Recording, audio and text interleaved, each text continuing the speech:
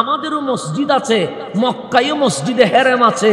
খতিব সাহেব আপনার মাহফিলে বলবে এই মসজিদের নামাজ পড়লে এক রাকাতে যে সওয়াব হয়, আর মক্কার মসজিদে হেরেমে নামাজ পড়লে এই মসজিদ থেকে এক রাকাতে 1,00,000 গুণ সওয়াব বেশি হয়ে যাবে।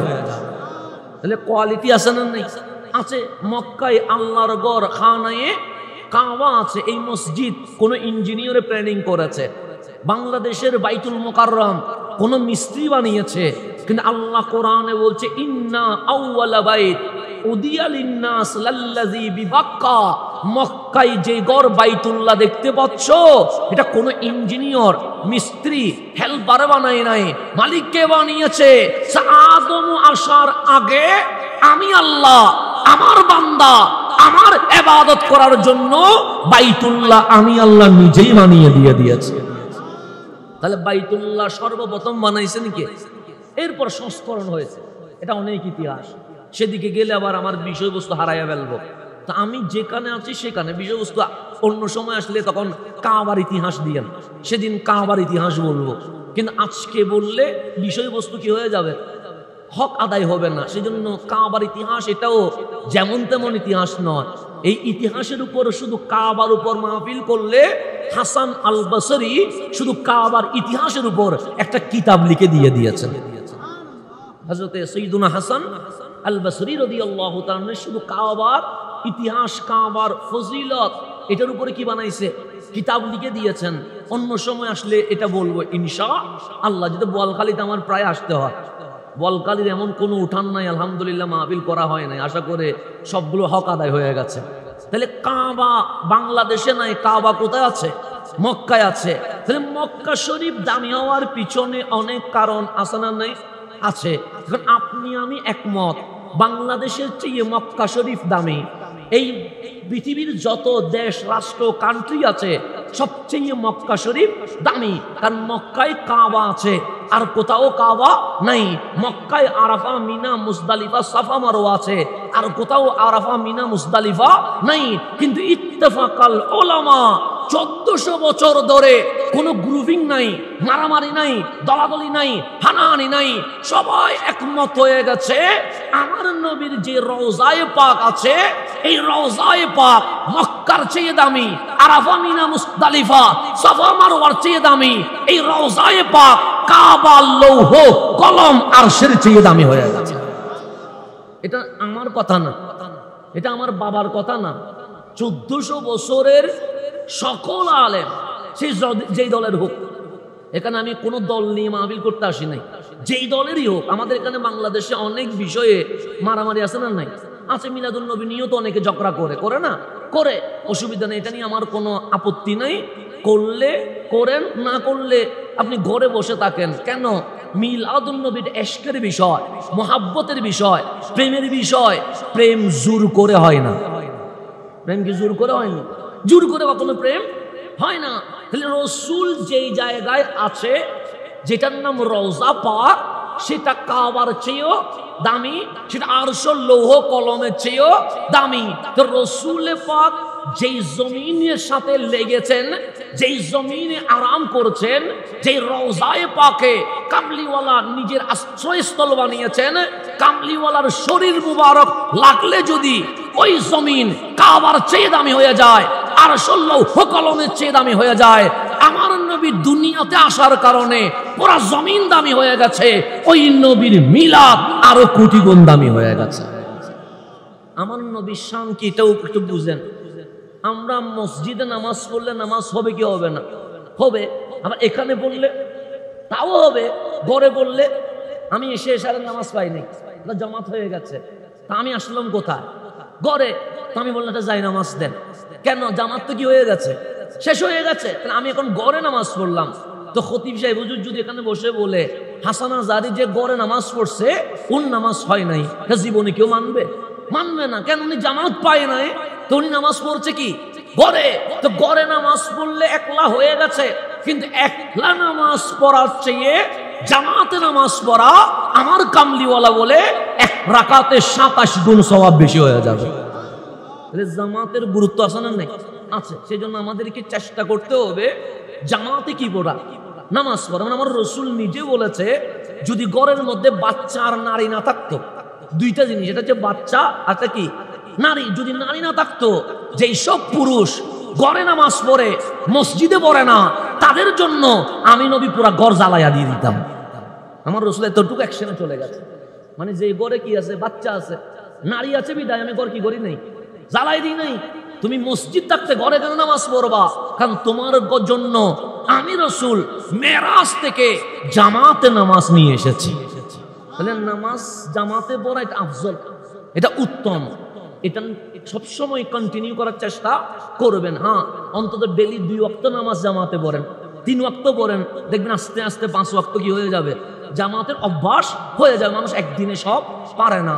একদিনে যদি সব পারতো, ইসলামের মধ্যে যেটা হারাম ডাইরেক্ট হারাম করে দিতেন।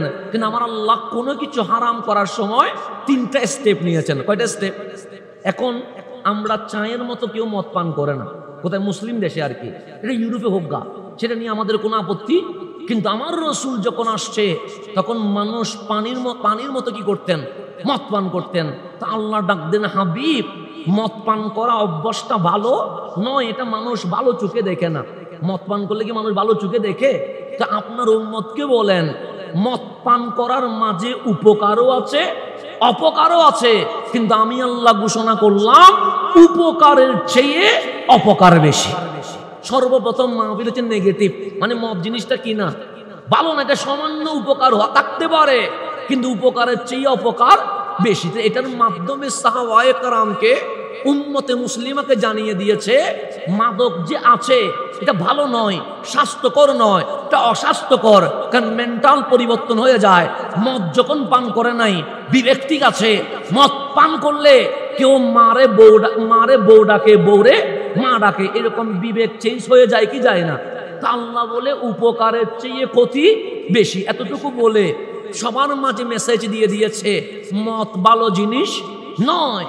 এর মধ্যে মাস চলে গেছে, 2 মাস চলে গেছে, যারা মদ পান করতেন তারা মদ কি করে দিয়েছে, ছেড়ে দিচ্ছে। কেন? এটা নেগেটিভ। আল্লাহ বললেন, হাবিব এখন উম্মতরে বলেন নামাজের অবস্থায় যেন মদ পান না করে, মদ কায়া কেউ যেন মসজিদে না আসে। 5 ওয়াক্ত নামাজের সময় আল্লাহ মাদককে কি করে দিয়েছে, হারাম করে দিয়েছে। বাকি সময়ের কথা আল্লাহ কিছুই বলে নাই। কেন? একদিনে সবকিছু করা সম্ভব নয়। 5 ওয়াক্ত নামাজে যখন হারাম করে দিয়েছে, অটোমেটিক মুসলমান মাদক ছেড়ে দিয়েছে। আল্লাহ ডাক দিলেন, আজকে থেকে আজীবন কিয়ামত পর্যন্ত আমি আল্লাহ মাদক হারাম করে দিয়েছি। স্টেপ কয়টা? 3টা। ডাইরেক্ট অ্যাকশনে যায় নাই। সেদিন ইসলাম আস্তে আস্তে করে কি করে ঠিক করে। আমার নবী 40 বছর দাওয়াত দেন নাই। কেন? আমার রসুল কি 40 বছর আগে নামাজ পড়ে নাই? পড়ছে তো। সৈয়দা আম্মা জান মা খাদিজাতুল কুবরা রাদিয়াল্লাহু তাআলা আনহা বলছে, এখনো ওহী আসে নাই, এখনো কোরআনুল কারীম নাজিল হয় নাই। আমার রসুল মেরাজে গিয়েছেন আম্মা জান খাদিজাতুল কুবরার ইন্তেকালের পরে। কিসের পরে? ইন্তেকালের পরে। নামাজ ফরজ হয়েছে মেরাজের আগে না মেরাজের পরে? মেরাজের পরে। তো মেরাজের আগে তো নামাজ ফরজ ছিলই না। কিন্তু আম্মা জান খাদিজাতুল কুবরা রাদিয়াল্লাহু তাআলা বলছে, কামলিওয়ালা আমার ঘরে নামাজ আদায় করেছে, আমি খাদিজার আলী রসুলের পিছনে নামাজ আদায় করেছি। তাহলে যখন নামাজই ফরজ হয় নাই, তখনও রসুল নামাজ আদায় করেছে কি করে নাই? করেছে।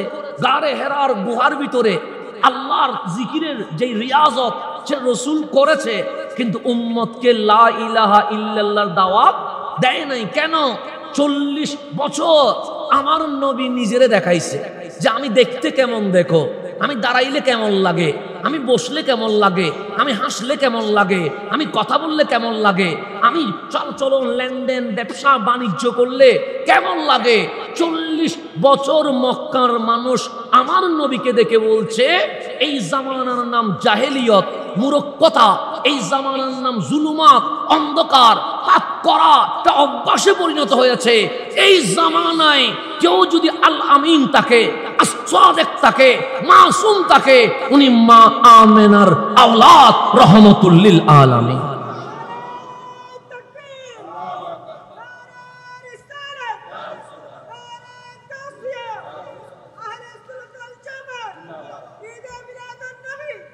তাহলে আমরা এখন আমাদের 40 বছর যায় নাই, কিন্তু আমাদের দোষের কোনো কি নাই, শেষ নাই। যে মানুষ তো আমার কথাই ভুল, বক্তব্যে ভুল, চালচলনে ভুল, কাজে কর্মে ভুল, এরকম অসংখ্য ভুল আছে না নাই? আছে। তা আমার বিরোধী যদি কেউ হয়, সে যদি আমার দোষ খুঁজে, হাজার দোষ খুঁজে পেয়ে যাবে। কারণ মানুষ আমি ভুলের ঊর্ধ্বে নয়। আমি যদি বলি ভুল করি নাই, তার মানে আমি ইবলিস। কারণ ইবলিসে বলবে আনা খায়রুম মিনহু, আমি ভালো আর কেউ ভালো নয়। আর মানুষে বলবে রব্বানা জালামনা আনফুসানা, মালিক আমার ভুল সবগুলা, তুমি যদি মাফ না করো আমি ক্ষতিগ্রস্ত হয়ে যাব, আর তুমি মাফ করে দিলে আমরা জান্নাতি হয়ে যাব। এটা মানুষের আদব। ইবলিস অহংকার করে, মানুষ নম্রতা প্রকাশ করে। মানুষ আর ইবলিসের মধ্যে পার্থক্য আছে না নাই? আছে। সেজন্য মানুষ বলবে রব্বানা যালামনা আনফুসানা, আর ইবলিস বলবে আনা খায়রুম মিনহু, শুধু আমি ভালো আমি ভালো। এটা ইবলিসের কথা। আমার কোনো দোষ নাই, আমার কোনো পাপ নাই, আমার চেয়ে বড় জ্ঞানী কেউ নাই, এটা বলবে ইবলিসে। আর আল্লাহ মানুষকে এলম দিয়া সবার উপরে তুলে দিয়েছেন। আল্লাহ বলছে ওয়া আল্লামা আদামাল আসমাআ কুল্লাহা, সমস্ত এলম আমি আল্লাহ আমার আদমকে জানায়া সৃষ্টি জগতে সবার সেরা বানিয়ে দিয়েছি। তাহলে এলম শিখিয়েছেন কে? তো আল্লাহ শিখাইলে নিজের জ্ঞানী বলবে না? না, জ্ঞানী বলে নাই। সৈয়দুল আদম বলছেন ভুল আমার মালিক, এখানে তোমার কোনো কি নেই, হাত নাই, আমি অপরাধ করছি মালিক, তুমি আমার মাফ করে দাও। এটা হচ্ছে বান্দার কাজ। সেজন্য আল্লাহ বলছে বান্দার কাজ হচ্ছে নরম হয়ে যাওয়া, নম্রত হয়ে যাওয়া। সেজন্য দেখবেন আমাদের নামাজ আছে না নাই? আছে। নামাজে এক রাকাতে দাঁড়াইতে হয় একবার, রুকুতে যাইতে হয় কয়বার? একবার। সিজদায় যাইতে হয় কয়বার? দুইবার। কি রে, দাঁড়াইলাম একবার, রুকু দিলাম একবার, সিজদা দিলাম কয়বার? দুইবার। একবারে না দিব? কারণ দাঁড়াইলাম যখন একবার, রুকু যখন করলাম একবার, সিজদাও তো একটা হওয়ার কথা, কিন্তু মাওলা বলে না, এক রাকাতে দাঁড়াইবি একবার, রুকু দিবি একবার, সিজদা দিবি কয়বার? দুইবার। কেন? আল্লাহ বলে আমার সৃষ্টি যেগুলো প্রাণী আছে, জড় পদার্থ নয়, প্রাণী। যেমন আপনি যদি পুকুরের দিকে তাকান, কচ্ছপ আছে না নাই? আছে। সাপ আছে না নাই? মাছ আছে না নাই? এগুলা সব সিজদা দিয়ে আছে। কচ্ছপের মাথা কোন দিকে? নিচের দিকে। সাপের মাথা কোন দিকে? নিচের দিকে। মাছের মাথা কোন দিকে? নিচের দিকে। তাহলে আল্লাহর সৃষ্টি জগতে কিছু মাখলুকাত আছে 24 ঘন্টা সিজদার মধ্যে রয়ে গেছে। আছে না নাই? আছে। আবার দেখেন গরু, ছাগল, মহিষ, বেড়া, দুম্বা, ওরা দাঁড়াইতে পারে না। ওরা কি দাঁড়াইতে পারে? ওরা কিসে আছে? রুকুতে আছে। গরু কোথায়? রুকুতে। ঘোড়া কোথায়? রুকুতে। হাতি কোথায়? রুকুতে। সব প্রাণী দেখবেন রুকুতে। একমাত্র বান্দা যারে মাওলা সিজদায়ও রাখে নাই, রুকুতেও রাখে নাই, মাথা উপরে দিয়ে দাঁড় করাইয়া দিয়ে দিয়েছে। মানুষ ছাড়া অন্য কেউ দাঁড়াইতে পারে? খেয়াল করে দেখেন না, যত প্রাণী আছে দেখেন। বিড়াল দাঁড়াইতে পারে সোজা করে? ছাগলে পারে? ভেড়াই পারে? পারে না।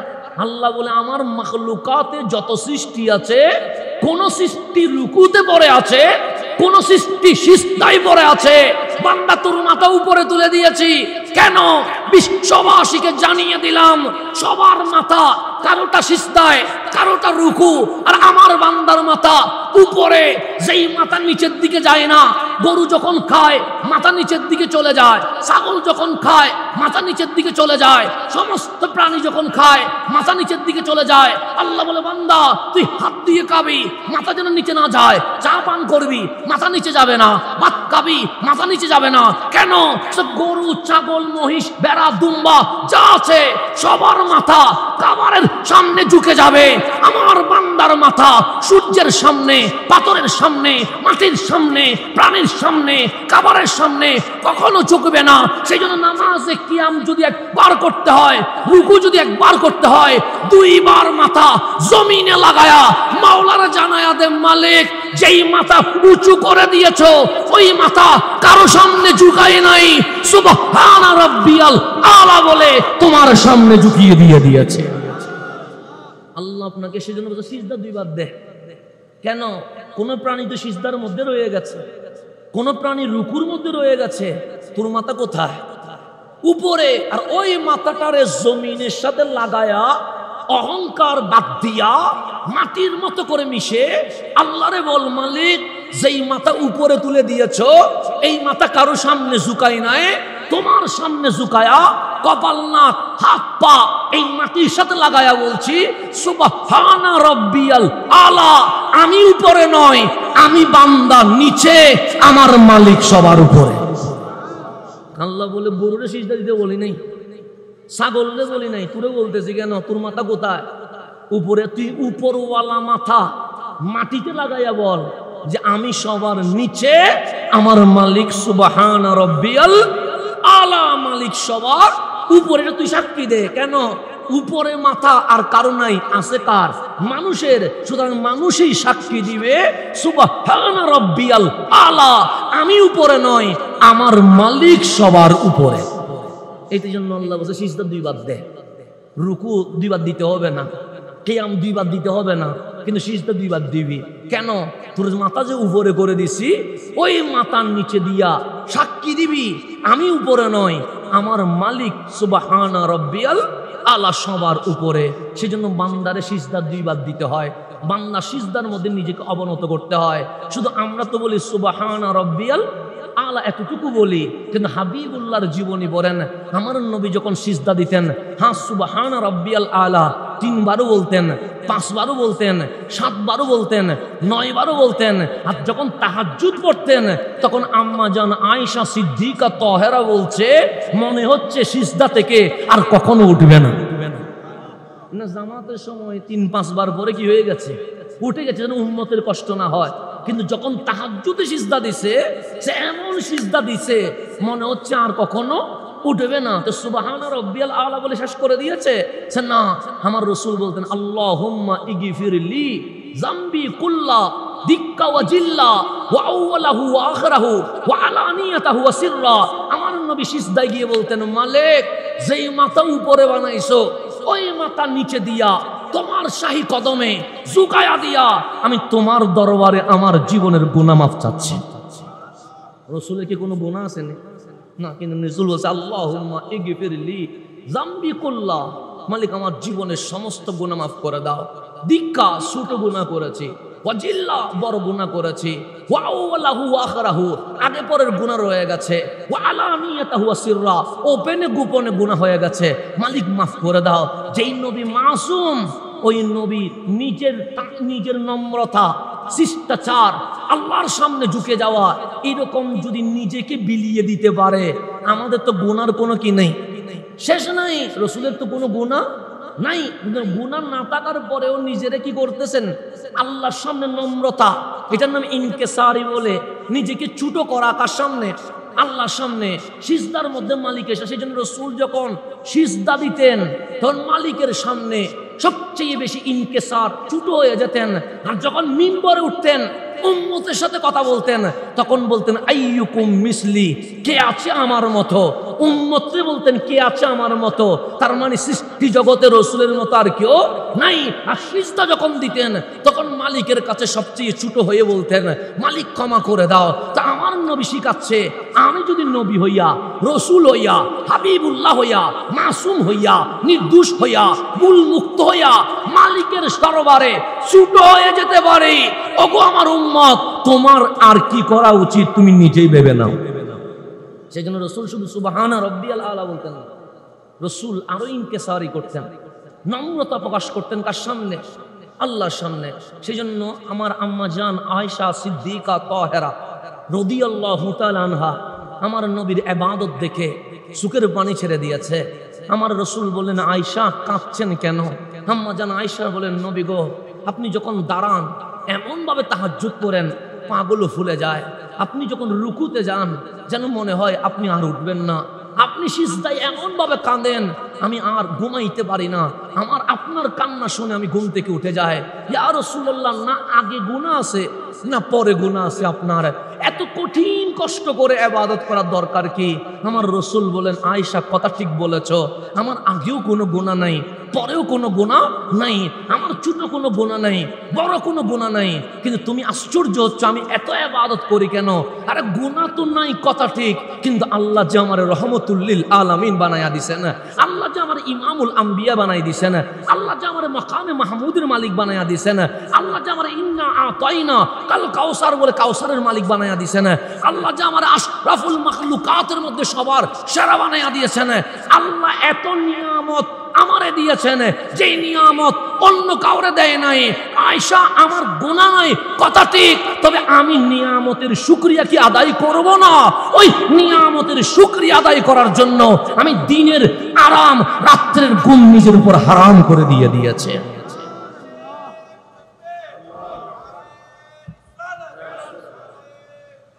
কি আছে? নিয়ামত আছে। কে দিয়েছেন? তো আল্লাহ আমাদেরকে নিয়ামত দেয় নাই, দিছে তো সুখের জ্যোতিটা কার নিয়ামত? আল্লাহ।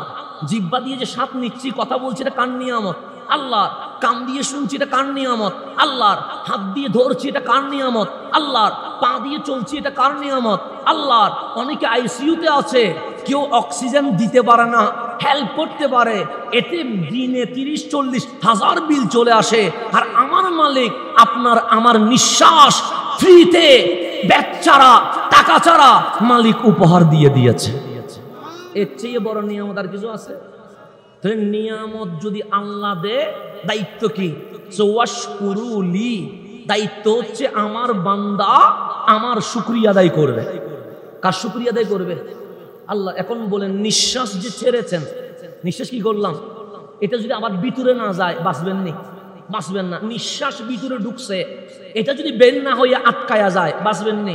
তাহলে নিঃশ্বাস ভিতরে যাওয়া এটা নিয়ামত, আবার নিঃশ্বাস ভিতর থেকে কি হয়ে যাওয়া, বের হয়ে যাওয়া, এটাও কি নিয়ামত। বের হইয়া ভিতরে না ঢুকলে মানুষ মরে যায়, ভিতরে ঢুকে আটকে গেলে মানুষ মরে যায়। সেই জন্য উলামায়ে কেরাম গবেষণা করে দেখছে, একজন বান্দা যখন পৃথিবীর জমিনে থাকে, একই সাথে আমার মাওলা 3400 নিয়ামত একই সাথে মাওলা বিতরণ করতে থাকে।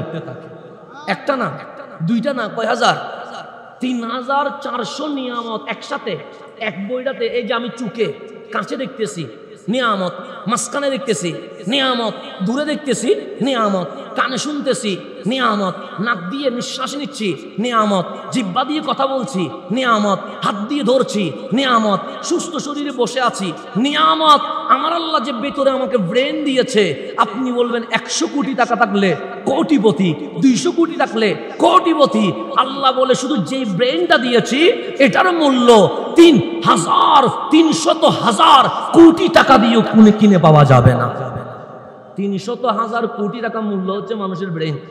কয় হাজার? 300,000, 3,000 কোটি না, 300,000 কোটি টাকার মূল্য হচ্ছে মানুষের ব্রেন। আর মানুষ বলছে আমি ফকির, আমি গরিব, আল্লাহ আমার কিছুই দেয় নাই। আল্লাহ বলে তোর ব্রেন যেটা দিছি এটাও তো বর্তমান মূল্য 300,000 কোটি টাকা। শুধু কিসের মূল্য? ব্রেনের মূল্য। চুল থেকে নখ পর্যন্ত একই টাইমে আমার মালিক 3,400 নিয়ামত আমাদেরকে দিচ্ছে। আপনি আমি বসে একই টাইমে আমার মালিকের দেওয়া 3,400 নিয়ামত নিতে শুরু করে দিয়েছে। কয় হাজার? তাইলে এখন আসেন, নিয়ামত পাইলে কি আদায় করতে হবে? শুকরিয়া। আল্লাহ ওয়াশকুরুলি, যদি আমার শুকরিয়া আদায় করো, ওয়াশকুরুলি ওয়ালা তাকফুরুন, জীবনে কখনো কি হবে না, কুফরি হবে না, কাফের হবে না। তাহলে শুকরিয়া আদায় করলে কাফের হয় না, মুশরিক হয় না। শুধু লা ইলাহা ইল্লাল্লাহ বলার নাম ঈমান নয়। লা ইলাহা ইল্লাল্লাহ বলার পর মালিকের প্রত্যেক নিয়ামত পায়া শুকরিয়া আদায় করার নাম ঈমান। শুকরিয়া আদায় করার নাম কি? এখন বলেন, আপনি প্রত্যেক মিনিটে নিঃশ্বাস কয়বার নেন, কয়বার ছাড়েন, গুনতে পারবেন? নিঃশ্বাস নিচ্ছেন, এটা কার নিয়ামত? আল্লাহ। তাহলে একবার শুকরিয়া আদায় করতে হবে। নিঃশ্বাস ছাড়ছেন, এটা কার নিয়ামত? তাহলে এক নিঃশ্বাসে শুকরিয়া আদায় করতে হবে কয়বার? 2 বার। তো এক নিঃশ্বাসে যদি 2 বার শুকরিয়া আদায় করেন, তাহলে প্রত্যেক নিঃশ্বাসে শুকরিয়া আদায় করতে গেলে, শুধু নিঃশ্বাসে এক নিঃশ্বাসে 2 বার শুকরিয়া আদায় করতে গেলে বাঁচতে পারবেন? খাবেন কখন? ঘুমাবেন কখন? জবে যাবেন কখন? নিঃশ্বাস নিলেন, ছাড়লেন, সেকেন্ডে নিঃশ্বাস আসে যায়। আলহামদুলিল্লাহ আলহামদুলিল্লাহ বলতে গেলেও তো 2টা বললে 10 সেকেন্ড চলে যায়, 10 সেকেন্ডে 5টা নিঃশ্বাস হয়ে গেছে। প্রত্যেক নিঃশ্বাসে কয়বার শুকরিয়া আদায় করতে হবে? 2 বার। এখন নিঃশ্বাসের শুকরিয়া যদি আদায় করতে যায়, জীবনে শুকরিয়া আদায় হবে? নিঃশ্বাসের শুকরিয়া যদি আদায় না হয়, সুখের শুকরিয়া কেমনে আদায় করবেন? কানের শুকরিয়া কেমনে আদায় করবেন? নাকের শুকরিয়া কেমনে আদায় করবেন? রিজিকের শুকরিয়া কেমনে আদায় করবেন? আল্লাহ যে আমার ঈমান দিল, কোরআন দিল, এগুলোর শুকরিয়া কেমনে আদায় করবেন? শুকরিয়া আদায় করা সম্ভব নয়। তা আমার আল্লাহ বলছে, বান্দা প্রতি নিঃশ্বাসে 2 বার শুকরিয়া আদায় করতে গেলে জীবন চলে যাবে, নিঃশ্বাসের শুকরিয়া আদায় হবে না। তো মালিকের শুকরিয়া আদায় না করা কুফরি হবে। তো মালিক শুকরিয়া আদায় করব কেমনে?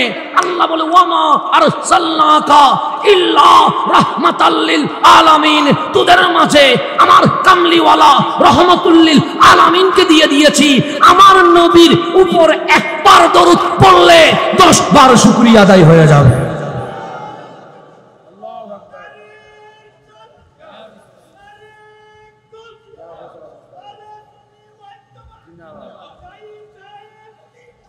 সেই জন্য আল্লাহ বলছেন নামাজ আমি বান্দারে পড়তে বলেছি, কিন্তু নামাজ আমি পড়ি না। রোজা বান্দারে রাখতে বলেছি, কিন্তু রোজা আমি রাখি না। কেন? ইবাদত হয় আল্লাহর, আল্লাহ কারো ইবাদত করতে পারে না। তা আল্লাহ বলছে, ইন্নাল্লাহা ওয়া মালাইকাতাহু ইউসাল্লুনা আলান নবী, কিন্তু দরুদ আমি পড়ি। কেন? আমার কামলি বলা হচ্ছে, মান সাল্লা আলাইয়া ওয়াহিদা, যে একবার আমার উপর দরুদ পড়বে। কয়বার? একবার। সাল্লাল্লাহু আলাইহি বিহা আশারা, আমার আল্লাহ তার উপর রহমত ডালবে কয়টা? 10টা। এক দরুদে রহমত হয় কয়টা? 10টা। তো একবার আলহামদুলিল্লাহ বলতে গেলে শুকরিয়া আদায় হবে না। সেই জন্য আল্লাহ বলছে, হাবিব আপনাকে রহমতুল লিল আলামিন করে পাঠিয়ে দিয়েছি। উম্মত যদি আপনার উপর দরুদ পড়ে, আমি মাওলার নিয়ামতের শুকরিয়া আদায় হয়ে যাবে। তো রসুলের মিলাদ না হইলে দরুদ পাইতেন না? রসুলের মিলাদ না হইলে দরুদ পাইতেন? তো দরুদ না পাইলে শুকরিয়া হইতো? শুকরিয়া না হইলে জান্নাতে যেতে পারতেন? কেন? শুকরিয়া যারা বান্দা কখনো জান্নাতে যেতে পারে না। এগুলো ডিপলি আলোচনাগুলো আমি অনেকাংশে বুঝে না বিদায় বলি না, কিন্তু আপনাদেরকে মনে হচ্ছে বুঝতেছেন, সেই জন্য বলা শুরু করছি। এখন বুঝতেছেন তো নাকি? কঠিন তো হচ্ছে না? তাহলে এখন গভীর মনোযোগ। আমি যেখানে ছিলাম সেখানেই চলে যায়। তাহলে সবকিছুর নিয়ামত চলছে কার? আল্লাহর, আমার মালিকের। তা আমার রসুল বলছে, আয়সার গুনাহ নাই কথা ঠিক, কিন্তু আমাকে আল্লাহ যে নিয়ামত দিয়েছে সেটার শুকরিয়া তো কি করতে হবে? আদায় করতে হবে। সেই জন্য আমি দিনের বেলায়ও আরাম করি না, রাতের বেলায় আমরা আরাম করি, কিন্তু হাবিবুল্লাহ তাহাজ্জুদের নামাজে কি হয়ে গেছে? দাঁড়িয়ে গেছে। কেন? সে নিয়ামতের শুকরিয়া আদায় করছি। এটার নাম রহমতুল লিল আলামিন। আমি যেখানে ছিলাম সেখানে চলে যায়। সমস্ত নিয়ামত দিয়েছেন কে? আল্লাহ। তাহলে মক্কা দামি, কিন্তু মক্কার চেয়ে কাবার চেয়ে দামি আমার নবীর রওজা।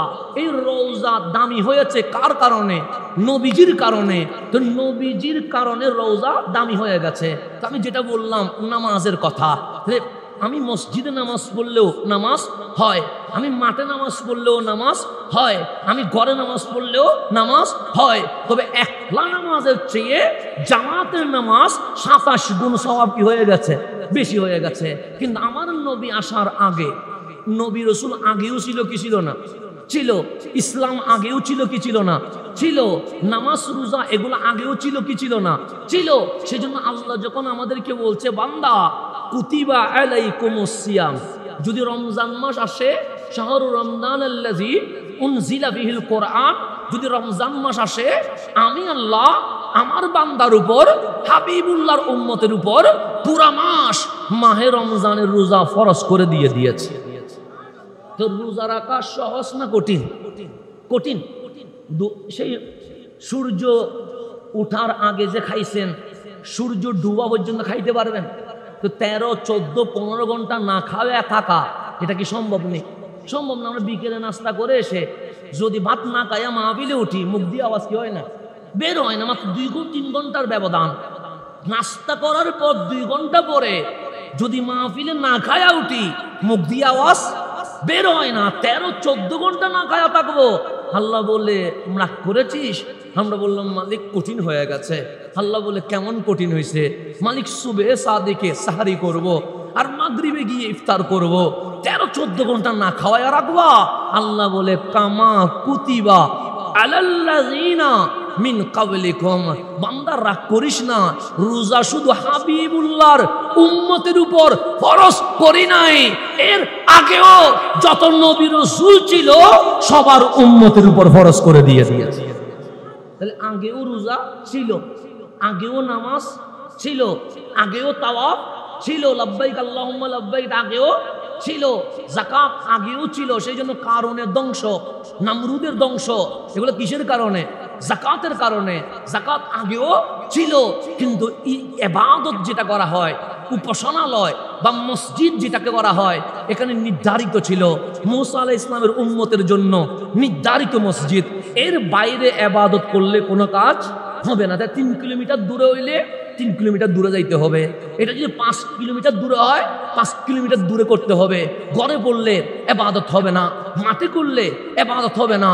আমার আল্লাহ মুসা আলাইহিস সালামের মাধ্যমে যে স্থান নির্ধারণ করে দিয়েছে, ওই স্থানের বাইরে গিয়ে ইবাদত করার কোনো সুযোগ নাই। এটা খলিলুল্লাহর উম্মতের জন্য একই, এটা সফিউল্লাহর উম্মতের জন্য একই, এটা নূর রাসূলুল্লাহর উম্মতের জন্য একই। সবার জন্য ইবাদত গর কি নির্ধারিত। এর বাহিরে ইবাদত করলে ইবাদতের হক আদায় হবে না। হাবিবুল্লাহ চলে এসেছেন, আমার নবীজি মদিনায় মুনাওয়ারায় চলে আসলেন, মসজিদে নববী বানাইলেন, 17 মাস মসজিদে নববীতে নামাজ কায়েম করলেন। 17 মাস পরে আমার রসুল বললেন দাওয়াতে কাজে বের হব। জাবানি সাহাবী আমার সবাই বললেন লাব্বাইকা রাসূলুল্লাহ, যাব তো। আমার নবী সামনে, সাহাবায়ে কেরাম পিছনে। কামলিওয়ালা যেতে যেতে 3 কিলোমিটার চলে গেছে, সূর্য মধ্যম দিকে ঢলে গেছে, ওয়াক্তু জোহর হয়ে গেছে। কামলিওয়ালা ডাক দেন বেলাল, আল আন ওয়াক্তু জোহর, এখন তো জোহরের সময়, আজান দিয়ে দাও। বেলাল ডানে তাকায়, বামে তাকায়, সামনে তাকায়, পিছনে তাকায়। আমার রসুল বলেন কি দেখো? বেলাল বলেন নবী গো, এখানে কোনো মসজিদ নাই, মসজিদ তো 3 কিলোমিটার দূরে মসজিদে নববী, তা আজান দিব কেমনে? আমার কামলিওয়ালা বলেন বেলাল, এখনো নবী চিনো নাই, আমি তো সেই রসুল, যেই রসুল মা আমেনার ঘরে এসে মক্কার জমিনে কদম লাগা মাত্র বিশ্বের সমস্ত জমিনকে মসজিদ বানিয়ে দিয়েছে। এটার নাম রহমতুল্লিল। আল্লাহ বলে হাবিব আপনার কদমে পাকের অনেক দাম, অনেক মূল্যায়ন। এই কদমটা এত দামি, আদম সফিউল্লাহ থেকে ঈসা রুহুল্লাহ আলাইহিমুস সালাম, ওনারাও নবী ছিলেন, ওনারাও রসুল ছিলেন, কিন্তু ওনাদের কদমের কারণে বিশ্বের পুরা জমিনকে মসজিদ বানানো হয় নাই। নির্ধারিত জায়গায় মসজিদ ছিল, কিন্তু আপনি যেদিন মা আমেনার ঘর রেহেম পাক থেকে মক্কার জমিনে কদমে পাক রেখে দিয়েছেন, ওয়া আনতা হিল্লুম বিহাযাল বালাদ, যখন মক্কা নগরীতে নূরানি কদমের পদচারণা শুরু হয়ে গেছে, আপনার নূরানি কদম যখন আমার মাখলুক জমিনে লেগে গেছে, আমি আল্লাহ শুধু মক্কাকে নয়, আপনার কদম মাটি স্পর্শ করার কারণে সমস্ত মাটি পৃথিবীকে মসজিদ বানিয়ে দিয়েছে।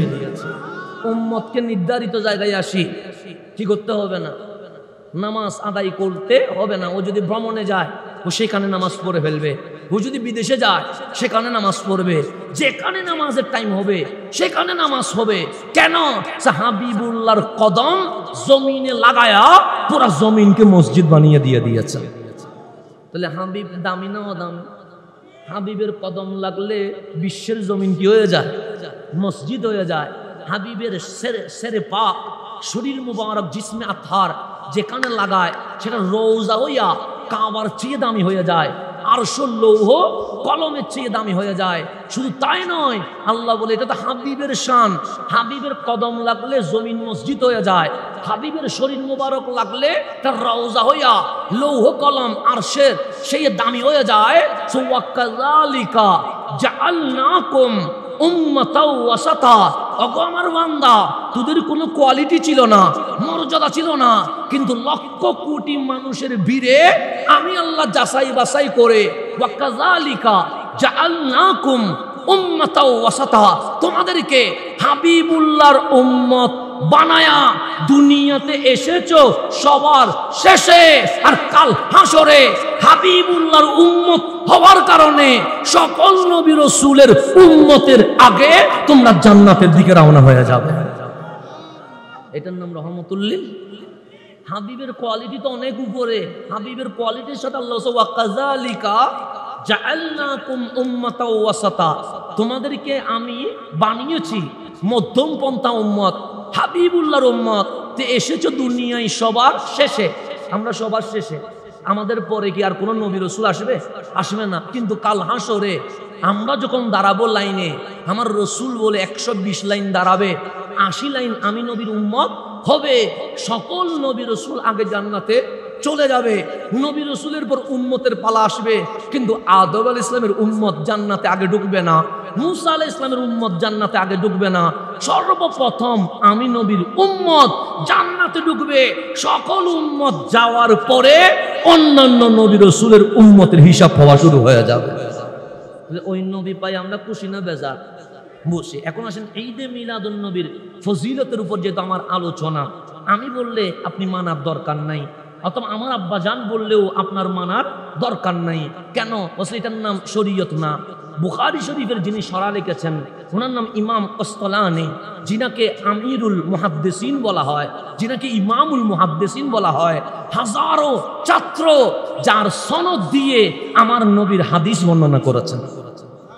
ইমাম কস্তলানী যিনি বুখারী শরীফে কি লিখছেন, সরা লিখছেন, ওনাকে ছাত্ররা জিজ্ঞেস করছে। কে জিজ্ঞেস করছে? আমরা যখন ক্লাসে যাই, যেমন খতিব সাহেব জুমার নামাজের তাকরীর করছে, তো মুসল্লির যদি কোনো প্রশ্ন থাকে খতিবকে আদবের সাথে জিজ্ঞেস করবে কি করবে না? করবে। ইসলামের মধ্যে জিজ্ঞেস করা, ফাসআলু আহলা যিকরি ইন কুনতুম লা তা'লামুন, যদি না জানো, এলম যদি না থাকে। যিনি জানে, ফেসবুকে না, ইউটিউবে না, গুগলে না, এখানে ইসলাম পাওয়া যায় না। আহলে জিকির, যাদের কাছে এলমও আছে, ভেতরে জিকিরও আছে, নবীর প্রেমও আছে, তাদেরকে জিজ্ঞেস করো। এখানে আহলুল এলম বলে নাই, এখানে আহলে জিকির বলেছে। আহলে জিকির এক জিনিস, আহলে এলম আরেক জিনিস। আহলে এলম এটা শয়তানও, এটার নাম আহলে এলম। শয়তানের এলম আছে না? নাই, আছে। আর সিদ্দিক আকবর এটা আহলে জিকির, মাওলা আলী এটা আহলে জিকির, ফারুক আজম এটা আহলে জিকির, আউলিয়ায়ে কেরাম এটা আহলে জিকির। সেজন্য আল্লাহ হচ্ছে ফাসআলু আহলা যিকির। কোনো কিছু না জানলে ফেসবুকে ক্লিক করিও না, ইউটিউবে চার্জ করিও না, এটার নাম শরীয়ত না। আল্লাহ চাইলে বলতে পারতেন ফাসআলু ইউটিউব, ফাসআলু ফেসবুক বলতে পারতেন না, কিন্তু বলেন কেন? জানো তো ফিতনা হবে। কারণ ফেসবুকের মধ্যে তো এটা যেমন ইসরায়েলি পণ্য, যেগুলা মাসালা দিবে এগুলাও তো সেখানের পণ্য হইতে পারে, হতে পারে কি পারে না? সেজন্য আল্লাহ ফাসআলু ফেসবুক বলে নাই। এখন তো ইউটিউবে ঢুকে কি করে? প্রশ্ন চাষ করে ইসলাম জানার জন্য। আল্লাহ বলে ইউটিউব তো বলি নাই তোরে, ফেসবুক তো বলি নাই, তোরে বলছি ফাসআলু আহলা যিকির। না জানলে আল্লাহর ওলির দরবারে চলে যায়, এটার নাম আহলে জিকির। এটার নাম কি? আল্লাহ শব্দ ইউজ করার সময় বড় সাবধানে শব্দ ইউজ করছে। এখানে যদি আহলুল এলম বলতো, যাত্রার কাছে যাইতে পারতেন, যাত্রার কাছে কোনো সমস্যা নাই। কিন্তু আহলে জিকির বলে আল্লাহ সীমানা নির্ধারিত করে দিয়েছে, যার তার থেকে ইসলাম নেওয়া যাবে না, আমার নবীর প্রেমিক থেকে ইসলাম নিতে হবে। এখানে শর্ত পয়েন্ট কি করে দিয়েছে, নির্ধারিত করে দিয়েছে, এর বাইরে যাওয়ার কোনো সুযোগ নাই। সেই জন্য আমার এই আখিরি জামানা সম্পর্কে আমার রসুল বলছেন, যারা বসে আছে আর যারা দাঁড়িয়ে আছে, প্রকার কয়টা? দুইটা। কেউ দাঁড়িয়ে আছে, কেউ বসে আছে। আমার কামলিওয়ালা বলছে দাঁড়ানোর ব্যক্তির চেয়ে বসা ব্যক্তি উত্তম হয়ে গেছে। কি ব্যক্তি? বসা ব্যক্তি উত্তম। কিসের থেকে? দাঁড়ানো ব্যক্তির চেয়ে। কেন? সে দাঁড়ানো যে ব্যক্তি, সে তো ডানে বামে সামনে পিছনে দেখতেছে, কিন্তু আপনি যে বসে আছেন, আপনি ডানে বামে দেখার সুযোগ আছে নাই? আপনি ফিতনা থেকে মুক্ত। আর যে দাঁড়িয়ে আছে সে ডানে বামে দেখতে গিয়ে ফিতনার ভিতরে চলে যাওয়ার সম্ভাবনা আছে। সেজন্য বলছে দাঁড়ানো ব্যক্তির চেয়ে বসা ব্যক্তি কি উত্তম, হাঁটা ব্যক্তির চেয়ে দাঁড়ানো ব্যক্তি উত্তম, দৌড়ানো ব্যক্তির চেয়ে হাঁটা ব্যক্তি উত্তম। কেন? যে ফিতনা দেখতে চাইবে, ফিতনাতে এত আকর্ষণ, সেখানে ঢুকে যাওয়ার সম্ভাবনা আছে।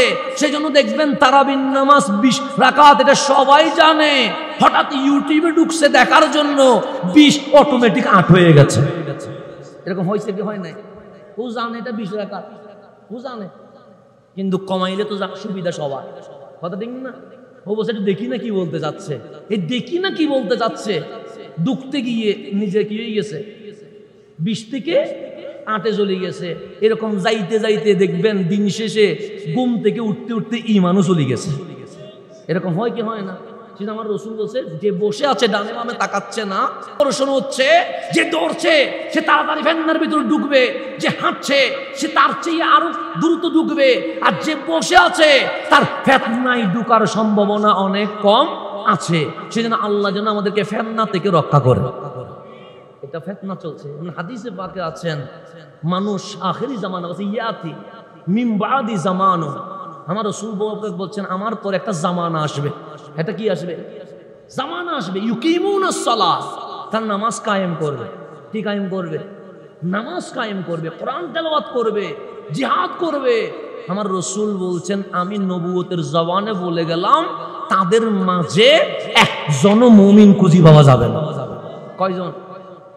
হাজার মানুষ নামাজ পড়তেছে, একজনও কি নেই, মুমিন নাই। এটা বলতেছে রহমতুল্লিল আর লাইসা মিনহুম বিমুমিন, তাদের মাঝে একজনও কি নেই। এটা আমি বলি না, আমার বাপ বলে না, বলছে রহমতুল্লিল। তাহলে ফিতনার জামানা চলতেছে কি চলতেছে না? চলতেছে।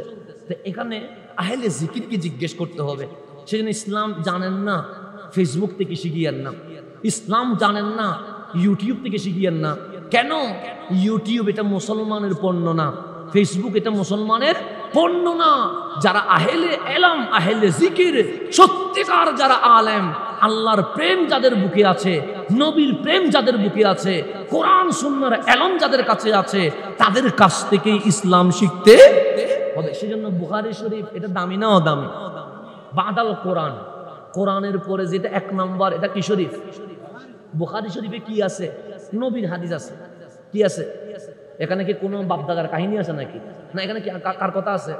কিন্তু ইমাম বুখারী ডাইরেক্ট বলে নাই ক্বালা রাসূলুল্লাহ সাল্লাল্লাহু, এটা বলে নাই।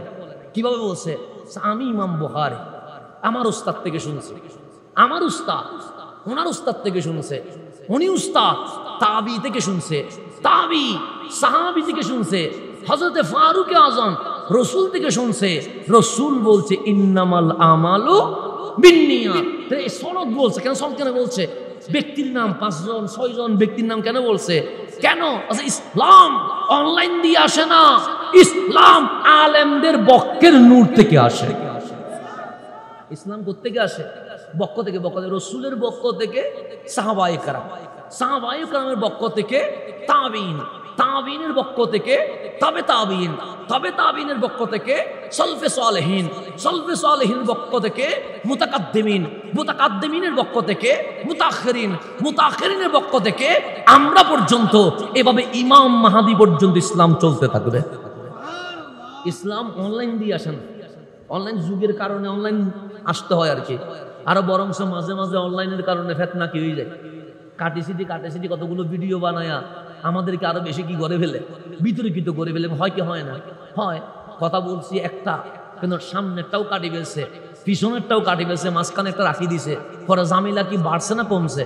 বাড়ছে, আরো বাড়িয়ে গেছে, জামিলা হয়ে গেছে। এখানে অনেক জামিলা হয়, পাবলিক গালাগালি করে, এইসব অনেক জামিলা হয়ে যায়। তো অনলাইন আসার মাধ্যমে ফেতনা কমে নাই। ফেতনা কি হয়েছে? আপনাদের বলকালিতে 10 বছর আগে 20 রাকাতের নিচে কোনো তারাবি হয় নাই, হয়েছে? সবে বরাত পালন করে নাই এমন কোন মুসলমান ছিল না। অনলাইনে জোয়ার যখন বাড়ি গেছে, এখন মুসল্লি কয় ভাগ হয়ে গেছে? 2 ভাগ হয়ে গেছে। নামাজ পড়ে না, এর নিয়ে কোনো মাথা ব্যথা নাই। ওই নামাজের ভিতরে ঢুকিয়া কতক্ষণ আমিন বলে চিল্লাই উঠবে, কতক্ষণ হাত উপরে উঠে যাবে, কতক্ষণ ফা দিয়ে লাথি মারে কি করে দিবে।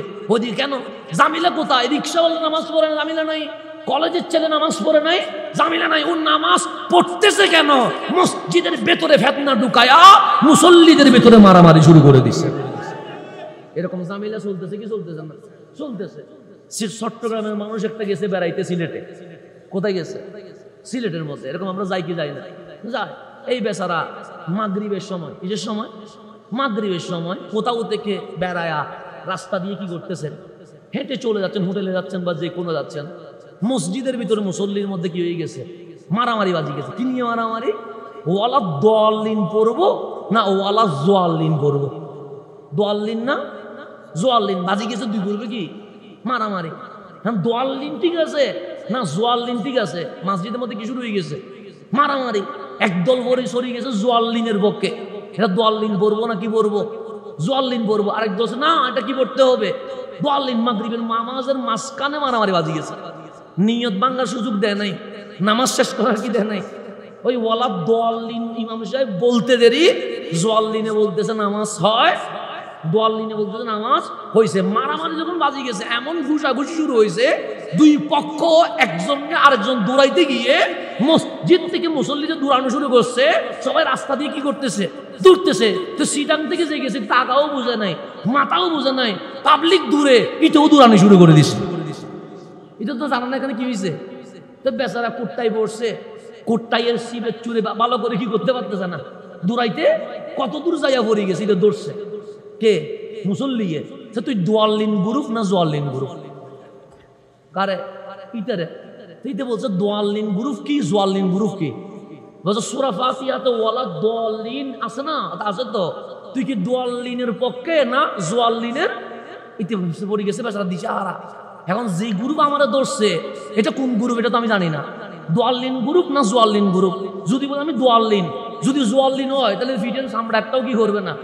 আর যদি বলি জোয়াল্লিন আর যদি দোয়াল্লিন গ্রুপ হয় তাহলে তো আমার কোনো কি নাই রেহাই। বেচারা ভাবতেছে কি বলা যায়, এতে চিন্তা করতেছে দোয়াল্লিন বললেও বিপদ, জোয়াল্লিন বললেও এটা বুদ্ধি কাটায় বলে ভাই আমি তো নামাজই পড়ি না, দোয়াল্লিন দিয়ে কি করবো, জোয়াল্লিন দিয়ে কি করবো, আমি তো নামাজই পড়ি না, ছাড়ে দিছি চলে যা, তোর সাথে নামাজের কোনো কি নাই, সমস্যা নাই, নামাজ পড়ে না সমস্যা নাই, ওই মারামারি বাজা দিচ্ছে কি নিয়ে, দোয়াল্লিন আর জোয়াল্লিন নিয়ে। এই যে ষড়যন্ত্র চলছে, নামাজ পড়ে না, ওর সাথে জামিলা নাই, আর মসজিদের ভিতরে ঢুকাইয়া দেখবেন মুসল্লিদের ভিতরে ভাগাভাগি করে আমাদেরকে নামাজ থেকেও দূরে রাখছে, ইমান থেকেও দূরে রাখার ষড়যন্ত্র শুরু হয়ে গেছে। নামাজ পড়ে না, ওরা নিয়ে কোনো জামিলা আছে, কোনো জামিলা নাই। এটা হাত উপরে বাঁধলেও কি, এটা বসে নিচে বাঁধলেও কি, আমি তো নামাজই পড়ি না, কথা ঠিক না। আমিন বড় করে বললেও কি, ছোট করে বললেও কি, আমি তো নামাজই পড়ি না, এটা নিয়ে কোনো জামিলা নাই, ওর দরকার নাই, তুই জাগা। তো নামাজ পড়ে না এটা নিয়ে কি নাই, আফসোস নাই। কিন্তু মসজিদের মুসল্লিদের ভিতরে কি করে দিছে, বাজে দিছে। ইহুদি খ্রিস্টানের বিশাল ষড়যন্ত্র চলছে, মসজিদের বাইরে যে সে তো আসবে না, কিন্তু যে ভিতরে ঢুকছে ভিতরে বাইর করতে হবে। কতক্ষণ আমিন চিল্লাইয়া বলবি, কতক্ষণ পা দুই ভাগ করে দিয়ে বিরক্ত বানায় ফেলবি, কেন, যেন মানুষ মসজিদে না যায়। এক বিশাল ষড়যন্ত্র কি হয়ে গেছে, শুরু হয়ে গেছে। আল্লাহ যেন আমাদেরকে ফিতনা থেকে বাঁচার তৌফিক নসিব করে রব্বুল আলামিন আমাদেরকে। সেই জন্য ইসলাম বড় মাযহাব চারটা হওয়া একটা বড় নিয়ামত। আমার রসুল নামাজ এইভাবেও পড়েছেন, কথা ঠিক। আমার কামলিওয়ালা কখনো নাবির নিচে নামাজ না হাত বেঁধেছেন, কথা ঠিক। আমার রসুল হাত ছেড়ে দিয়েছেন, কথা ঠিক। এখন মাযহাব চারটা হলো কেন, সেই জন্য জোহরের নামাজ ফরজ 4 রাকাত, এটা কেউ কখনো 5 রাকাত 3 রাকাত বলে নাই, 4 রাকাতই বলেছেন। সিজদা প্রতি রাকাতে 2টা হয়, এটা নিয়ে কেউ মারামারি করে নাই। সিজদায় গিয়ে সুবহানা রব্বিয়াল আলাই বলতে হয়, এটা নিয়ে মারামারি করে নাই। কিন্তু মাযহাব কেউ বলছে উপরে বাঁধো, কেউ বলছে নিচে বাঁধো, কেউ বলছে হাত ছেড়ে দাও। কেন, তোমার নবী ওইভাবে করেছেন। কামলিওয়ালার জিজ্ঞেস করেন, নবী গো এত সিস্টেম না করে এক সিস্টেম করলে তো জামিলা হইতো না। আমার রসুল বলেন না না, সিস্টেম করতে হবে। কেন, নামাজ সর্বোচ্চ ইবাদত কার, আল্লাহর। যে ইবাদতে সর্বোচ্চ তাজিম থাকতে হবে। কোন দেশে হাত উপরে বাঁধা এটা সর্বোচ্চ তাজিম, কোন দেশে হানাবির নিচে বাঁধা এটা সর্বোচ্চ তাজিম, কোন দেশে হাত ছেড়ে দেওয়া এটা সর্বোচ্চ তাজিম। আমি নবী এইভাবে রং করেছি, চার কারণ হলো যেই দেশে যেটা বাঁধলে সর্বোচ্চ তাজিম হবে সেইভাবে বেঁধে নামাজ আদায় করতে হবে। সেজন্য আমাদের দেশে হাত কোথায় বাঁধা, নিচে বাঁধা সর্বোচ্চ তাজিম। সেজন্য আমরা হয়ে গেছি হানাফি মাযহাব। মিশরের মধ্যে হাত উপরে বাঁধাটা সর্বোচ্চ তাজিম, ওরা হয়ে গেছে শাফি মাযহাব। আবার ওই মিশরের গ্রাম অঞ্চল উকসুর, সেখানে হাত ছেড়ে দেওয়া তাজিম, তারা হয়ে গেছে মালিকি মাযহাব। সুতরাং আমরা 4 মাযহাব, একজন আরেকজনকে বলছি তুমিও ঠিক আছো, আমরাও ঠিক আছি, সবাই মিলে জান্নাতে চলে যাবে। সবাই মিলে কোথায় চলে যাব? আর ওরা বলে হানাফিও জাহান্নামী, শাফিও জাহান্নামী, মালিকিও জাহান্নামী, হাম্বলিও জাহান্নামী, এদিকে ইহুদি খ্রিস্টান হিন্দু বৌদ্ধ সাকমা সবাই জাহান্নামী। তো আল্লাহর জাহান্নামে যদি সবাই চলে যায়, জান্নাত কি শুধু আল্লাহ তোর জন্য বানাইছে নাকি? সবাই জান্নাত থেকে মারুম করে দিয়েছে। আল্লাহ যেন বুঝার তৌফিক নসিব করে। সেই জন্য আমরা যেন মাযহাব মানি, আমরা কাউকে জাহান্নামী বলি। আমরা বলি শাফি হক, ওরাও জান্নাতি, মালিকি হক, ওরাও জান্নাতি, হাম্বলি হক, ওরাও জান্নাতি, হানাফি হক ওরাও জান্নাতি। চার মাযহাব মিলে একটাই দল, এটার নাম আহলে সুন্নাত ওয়াল জামাত। এটা আমরা শাফি মাযহাবকে গালি দেই? আমরা বলার সময় বলি ইমাম শাফি রহমতুল্লাহি আলাইহি, আমরা বলি ইমাম মালিক রহমতুল্লাহি, আমরা বলি ইমাম হাম্বল রহমতুল্লাহি আলাইহি, আমরা বলি ইমাম আবু হানিফা রহমতুল্লাহি আলাইহি। বলার সময় চারজনকে ইমাম বলি কেন? আমাদের ভিতরে কোনো বিদ্বেষ নাই। কেন? হানাফিরাও নবীর সুন্নত নিছে, শাফিরাও নবীর সুন্নত নিছে, মালিকিরাও নবীর সুন্নত নিছে, হাম্বলিরাও নবীর সুন্নত নিছে। যদি সবাই একরকম নামাজ পড়তো, নবীর সুন্নত নাবির উপরেরটা পাওয়া যাইতো না। সবাই যদি নাবির উপরেরটা আমল করতো, হাত ছেড়ে দেওয়ার সুন্নত পাওয়া যাইতো না। আল্লাহ বলে, হাবিব কিয়ামত পর্যন্ত আপনার সুন্নত জিন্দা রাখার দায়িত্ব আমি আল্লাহ নিয়ে নিয়েছি। চার মাযহাবের মাধ্যমে একই টাইমে কামলিওয়ালার সব সুন্নত আদায় হওয়া শুরু হয়ে গেছে। একই সাথে মাযহাব যদি একটা হইতো, সব সুন্নত কি আদায় হইতো না? সেই জন্য মাযহাব বড় গুরুত্বপূর্ণ জিনিস। মাযহাব ছেড়ে দেওয়ার কোনো সুযোগ নাই, একটা মাযহাব মানতে হবে, যে কোনো একটাকে নিতে হবে। সুতরাং এখানে মাযহাব ছেড়ে বলবেন আমি বড় মুজাদ্দিদে জামান এই সেই, এগুলো হচ্ছে বাফাওতাবাজি যারা, আর কিছুই নয়। সেই জন্য দেখবেন মাযহাব যারা মানে তার একজনের প্রতি আরেকজন তাজিম সম্মান। আমি নিজে মিশরে ছিলাম, মিশরের মানুষ শাফি মাযহাব হাত উপরে বাঁধে, কিন্তু যখন কোনো হানাফি মাযহাবের মানুষের আকদ পড়ায়, অথচ যিনি আকদ পড়াচ্ছে উনি শাফি মাযহাবের ইমাম অর্থাৎ শায়েখ, উনি আলেম, কোন মাযহাবের? শাফি মাযহাবের, মালিকি মাযহাবের। কিন্তু যার আকদ পড়াচ্ছে উনি কোন মাযহাবের? হানাফি মাযহাবের। তখন বলার সময় বলছেন আলা মাযহাবি ইমামিল আযম, তোমার বিয়ে যেটা হচ্ছে এটা শাফি মাযহাবে নয়, মালিকি মাযহাবে নয়, ইমামে আযমের মাযহাব। তো ইমামে আযম মানে যিনি সবার সেরা ইমাম। শাফি মালিকি হওয়ার পরেও বলছে ইমাম আবু হানিফা বললে বিয়াদবি হবে, শুধু আবু হানিফা বলা যাবে না, ওনাকে ইমামে আযম বলতে হবে। তাজিম দেখছেন, সম্মান। আপনি মিশরের আকদগুলো ইউটিউবে একটু চার্জ দিয়ে দেখতে পারেন, সেখানে দেখবে বলবে আল্লাহ মাযহাবি ইমামিল আযম, অথচ উনি শাফি মাযহাবের মানুষ, উনি মালিকি মাযহাবের একজন বড় আলেম। কিন্তু উনি বলতেছেন তোমার নেকা হচ্ছে আল্লাহ মাযহাবি ইমামিল আযম, ইমামে আযমের মাযহাব হানাফি মাযহাবের উপরে। কিন্তু এখানে তাজিম দেখেন, ইমামে আযম বলতেছেন। তাহলে একজনের প্রতি আরেকজনের সম্মান, তাজিম, মোহাব্বত, প্রেম আছে না নাই? আছে। আল্লাহ যেন আমাদেরকে বুঝার তৌফিক নসিব করে। সেজন্য ইমাম শাফি উনি আলাদা একজন ইমাম। কিন্তু ইমামে আযম আবু হানিফার মাজারে পাকে যখন কোনো মাসআলা জানার জন্য যাইতেন, তখন হাত নাবির নিচে বাঁধতেন। বক্তরা বলতেন, হাই ইমাম শাফি, আপনি মাযহাবের ইমাম, আপনি বলছেন নবীর সুন্নত হাত উপরে বাঁধা, কিন্তু ইমামে আযম আবু হানিফার মাজারে আসলে হাত নিচে চলে যায় কেন? তখন উত্তর দিচ্ছেন, আমারও ইমাম, আমারও শিক্ষক হচ্ছে ইমামে আযম আবু হানিফা। উনি নাবির নিচের হাদিসকে নিয়েছেন, আমি নাবির উপরের হাদিসকে নিয়েছি, যাদের রাসূলের হাদিস সব একসাথে আমল হয়ে যায়। কিন্তু ওনার সামনে এসে আমি যদি নাবির উপরে হাত বাঁধি, তা বেয়াদবি মনে হচ্ছে আমার কাছে। ইমামে আযমের ইজ্জত রক্ষায় আমি ইমাম শাফি নাবির নিচে হাত বাঁধা শুরু করে দিয়েছি। ইমাম শাফি ইমাম আযমের দরবারে আসলে নাবির নিচে কি বাঁধতেন? হাত বাঁধতেন। ইমামে আযম ওনার দরবারে এসে আমি ওনার মাসআলার বিপরীতে গিয়ে আমি কোনো আমল করতে পারবো না। তাহলে একজনের প্রতি আরেকজনের তাজিম সম্মান আছে না নাই? আছে। 1400 বছর ধরে এইভাবে চলেছে।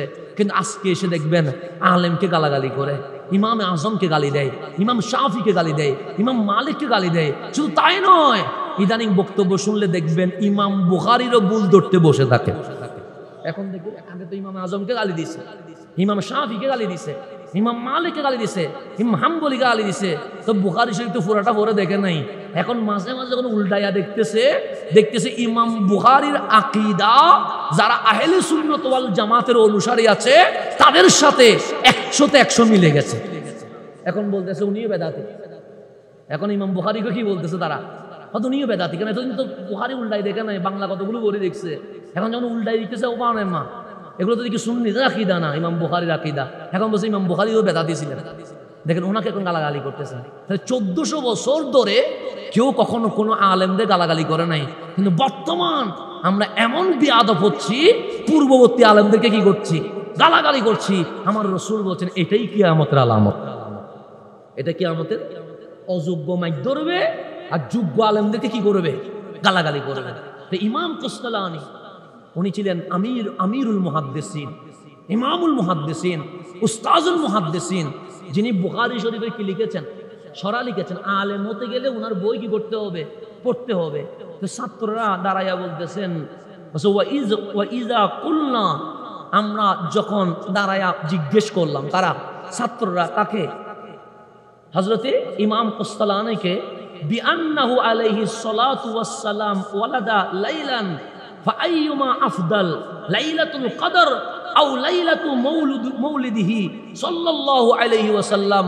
ইমাম কুস্তালানী, আমার কামলিওয়ালা রাসূল রবিউল আউয়ালের 12 তারিখ সোমবার সুবহে সাদিকে দুনিয়ার জমিনে কিসে আসছেন? তশরীফ এনেছেন। এখন আপনি বলেন লাইলাতুল কদরের ব্যাপারে আল্লাহ বলছেন লাইলাতুল কদরি খায়রুম মিন আলফি শাহর। এটা কে বলতেছেন? আল্লাহ বলছেন লাইলাতুল কদর 1000 মাস। কয় হাজার মাস?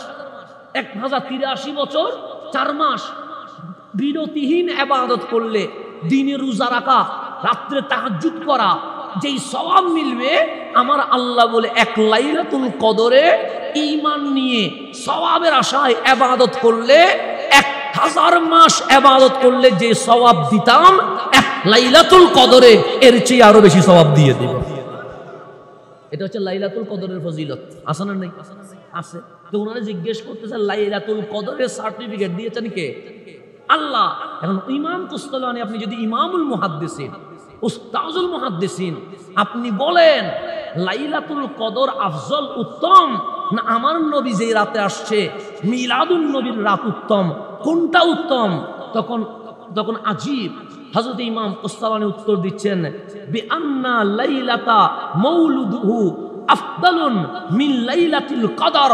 শুনে রেখো, 1000 লাইলাতুল কদরকে এক পাল্লায় রাখলে, এক মিলাদুন নবীর রাতকে আরেক পাল্লায় রাখলে, 1000 লাইলাতুল কদরের চেয়ে এক মিলাদুন নবীর রাত কোটি গুণ দামি হয়ে গেছে।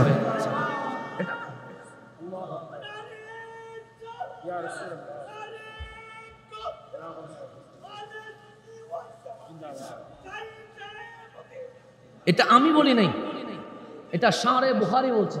ইমাম কুস্তালানী বলছে লাইলাতুল কদরের চেয়ে লাইলাতু মৌলিদিন নবী 12 রবিউল আউয়ালের রাত কোটি গুণ দামি। ইমাম কুস্তালানী আবেগে বলছেন, না আপনি কি রাসূল প্রেমে উজ্জীবিত হয়ে বলছেন? না। বলছে কেন বলছেন? মিন উজুহি সালাসা, একটা দলিল নয়। আমি ইমাম কুস্তালানীর কাছে লাইলাতুল কদরের চেয়ে মিলাদুন নবীর রাত দামি, এর পিছনে 3টা দলিল আছে। কয়টা দলিল আছে? আমি হইলে আবেগে বলে দিতাম, আপনি আবেগে বলছেন।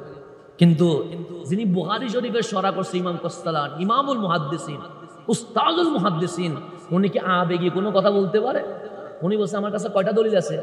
3 কারণে লাইলাতুল কদরের চেয়ে লাইলাতু মৌলিদিন নবী মিলাদুন নবী রাত কোটি গুণ দামি। বলছে আহাদুহা, তার মধ্যে একটা হচ্ছে আন্না লাইলাতাল মৌলিদি লাইলাতা যুহুরি সাল্লাল্লাহু আলাইহি ওয়াসাল্লাম ওয়া লাইলাতুল কদরি মুআতাতুল লাহু।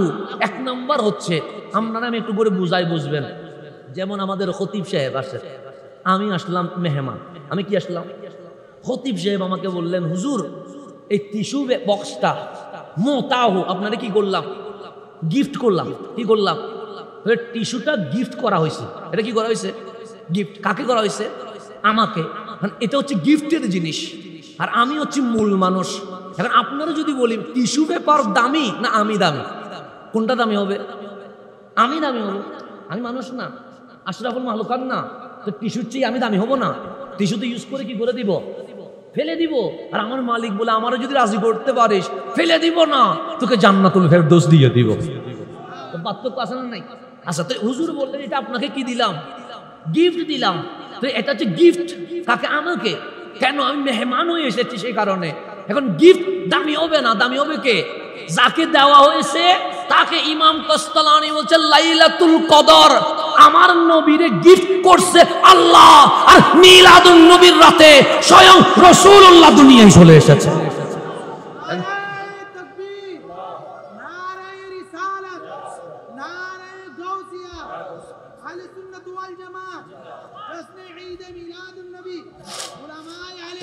মুআতা মানে গিফট করছে, আতা দান করছি না, আতাই না। কি করছে? গিফট করছে। লাইলাতুল কদর হচ্ছে গিফট করা জিনিস। কাকে? রহমতুল্লিল আলামিনকে। হাবিব আপনার উম্মতের জন্য আমি লাইলাতুল কদর আপনাকে কি করে দিয়েছি। সেই জন্য লাইলাতুল কদর নাজিল হয়েছে কখন? হুজুররা রমজানের লাস্ট দিন, লাস্ট 5 বিজুর রাত, বিশেষ করে 27তম রজনীতে সূরা কদরের তাফসীর করে কি করে না? ইন্না আনজালনাহু ফি লাইলাতিল ওয়া মা আদরাকা মা লাইলাতুল, এরকম বলে কি বলে না? বলে। কিন্তু শানে নুজুল পড়বেন, উলুমুল কোরআন জানতে হবে, কোন সূরার পর কোন সূরা নাজিল হয়েছে যে জানতে হবে। না জেনে কথা বললে ব্যাখ্যা, সঠিক ব্যাখ্যা জাতি জানতে পারবে না। সূরাতুল কদর নাজিল হয়েছে সূরাতুল কাউসার নাজিল হওয়ার পরে। সূরাতুল কাউসার নাজিল হওয়ার পর সূরাতুল কদর নাজিল হয়েছে। কেমনে নাজিল হয়েছে? আল্লাহ বলেন, জিবরিল আজকে আমার নবীরে এমন গিফট করব, আমার নবী কাঁদে বেশি হাসে কম। কাসরাতুল বুকা কিল্লাতুদ দিহাক, হাসেন কম কাঁদেন বেশি। তা আল্লাহ বলে শুধু কাঁদবে এটা তো হতে পারে না, মাঝে মাঝে তো হাসতে হবে। যাও আজকে সূরাতুল কাউসার, ইন্না আতাইনা কাল কাউসার, হাবিব আমার খজিনার মালিকানা আমি আমার মুস্তাফাকে দিয়ে দিয়েছি। আপনি আমাকে একটা মোবাইল ফোন দিলে আমি কি হয়ে যাই? খুশি হয়ে দোয়া করতে করতে আপনার জান্নাত পর্যন্ত পৌঁছাই দিন। কথা ঠিক না? এটা বাস্তবতা। আপনি আমাকে একটা ফোন দিলেন, আইফোন দিলেন, খুশি হয়ে গেছে। ড্রেস দিলেন, খুশি হয়ে গেছে। গড়ি দিলেন, খুশি হয়ে গেছে। টুপি দিলেন, খুশি হয়ে গেছে। এরকম হুজুরদেরকে আপনার হাদিয়া দেন কি দেন না? দেন। সেই জন্য আমাদের জুতা থেকে একদম টুপি পর্যন্ত টাকা দিয়ে কিনতে হয় না, পাবলিকে শুধু হাদিয়া দিতে থাকে।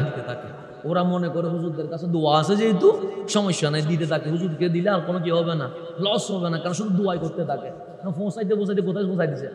জান্নাতের পর্যন্ত পৌঁছাই দিয়েছে। তো সেজন্য আপনারা জান্নাতে পৌঁছানোর জন্য আমাদেরকে কখনো টুপি দেন, কখনো পাঞ্জাবি দেন, কখনো ঘড়ি দেন, কখনো মোবাইল দেন। সেজন্য হুজুরদের তকদির অনেক ভালো, কোনো কিছু কিনতে হয় না, শুধু পাবলিকে দিতেই থাকে আর আমরা নিতেই থাকি।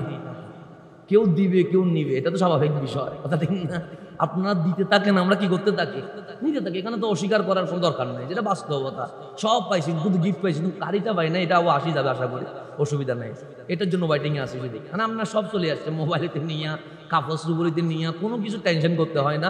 জীবনের টাকা দিয়ে মার্কেটে যাইতে হয় না, সব পাবলিকে কি করে দেয়? দিয়ে দেয়। ওনার দিয়ে যখন খুশি হয় তা আমরা বলি আপনার দিয়ে খুশি আছেন, আমরা নিয়ে খুশি আছি। তো মাঝে মাঝে দোয়া করবেন, হুজুররা শুধু নিয়ে খুশি হলে তো হবে না, মাঝে মাঝে আল্লাহ যেন দেওয়ারও তৌফিক নসিব করে।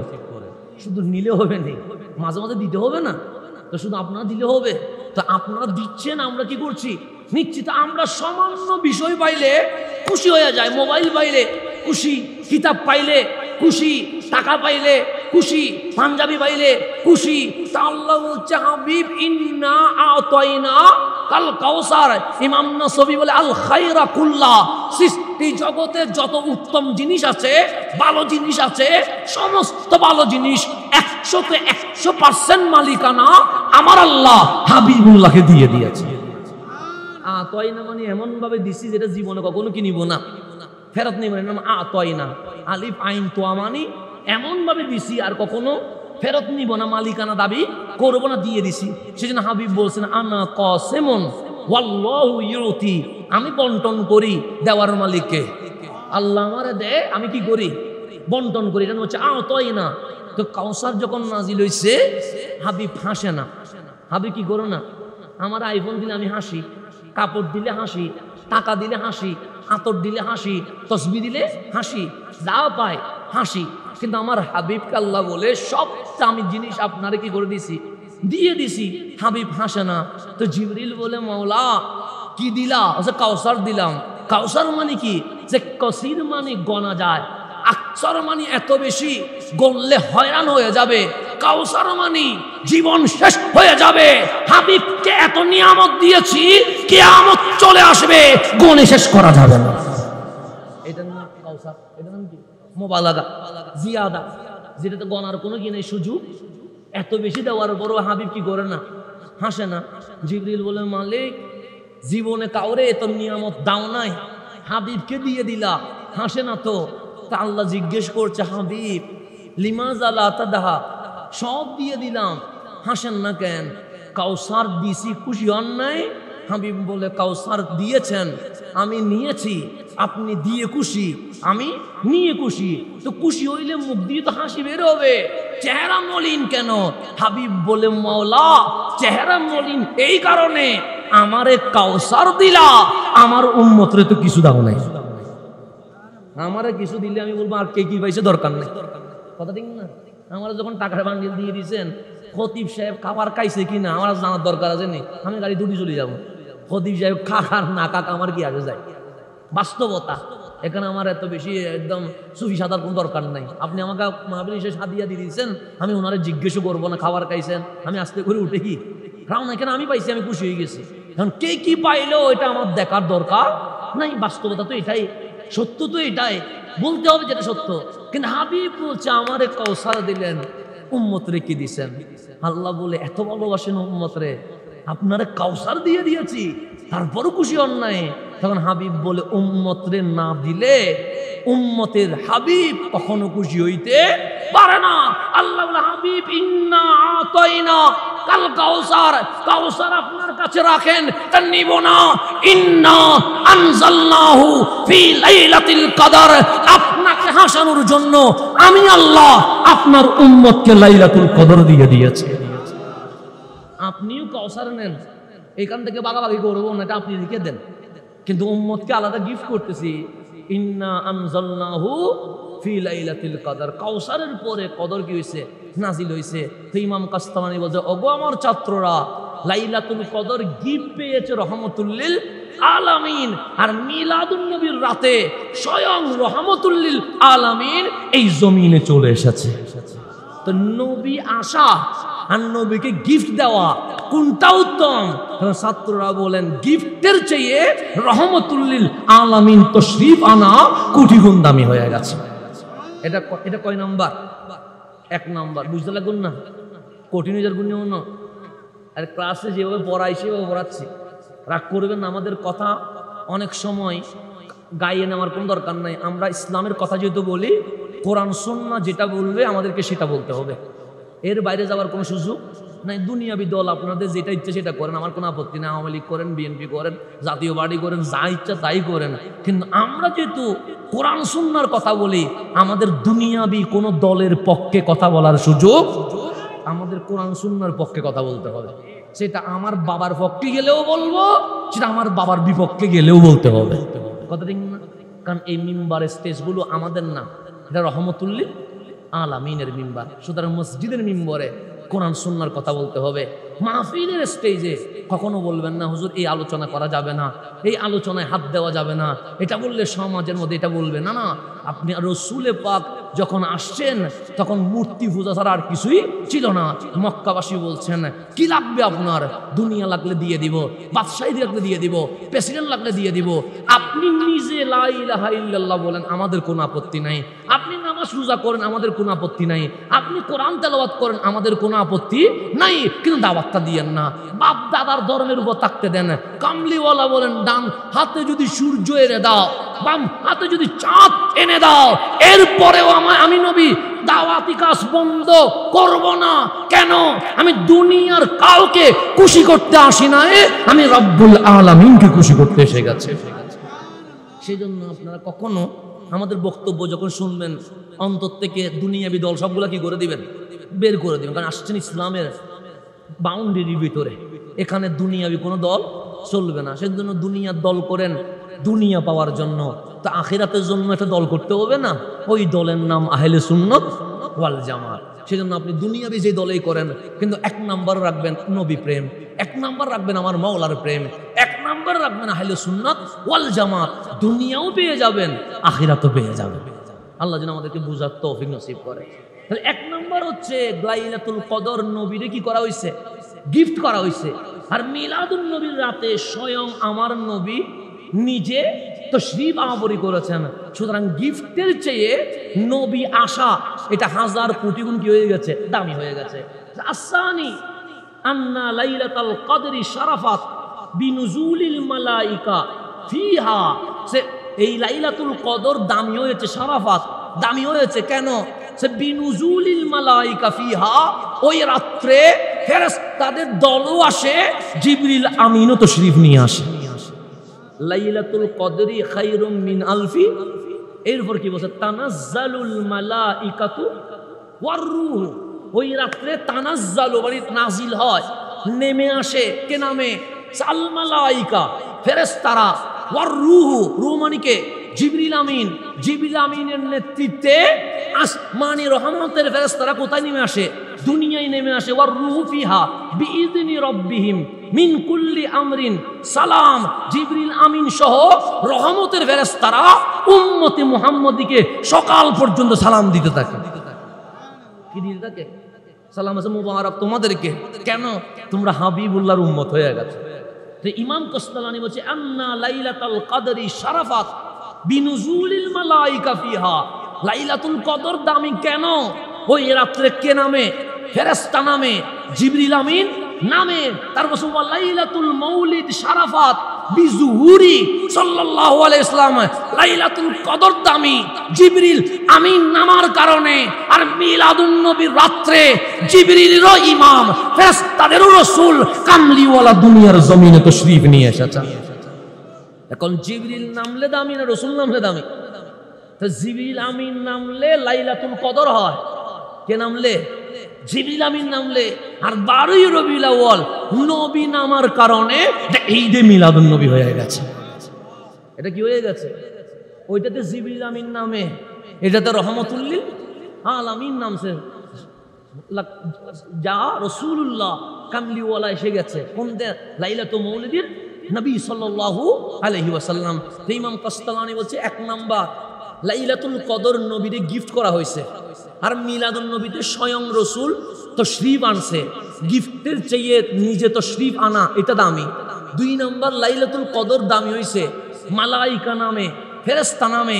আর ফেরেশতাদের রাসূল হচ্ছে রহমাতুল লিল আলামিন। আর মিলাদুন নবীর রাতে কামলিওয়ালা নিজেই দুনিয়ার জমিনে নেমে এসেছেন। 3 নাম্বার আস-সালিস। কয় নাম্বার? 3 নাম্বার আন্না লাইলাতুল কদর ওয়াকাত তাফদুল ফিহা আলা উম্মতি মুহাম্মাদিন সাল্লাল্লাহু আলাইহি ওয়াসাল্লাম। লাইলাতুল কদরের নিয়ামত, বারাকাত, ফজিলত, সওয়াব শুধু পাবেন নবীর উম্মত। কথা ঠিক না? লাইলাতুল কদরের সওয়াব কি হিন্দু পাবে না? নিয়ামত বৌদ্ধ পাবে না? রহমত সাকমাইয়া পাবে না? পাবে না। এটা শুধুমাত্র কার জন্য? লাইলাতুল কদর 1000 মাসের চেয়ে উত্তম। এটা কাদের জন্য? আমার নবীর উম্মত মুসলমানের জন্য। মুসলমান ছাড়া অন্য কেউ এখানে সওয়াব? হিন্দু একটা যদি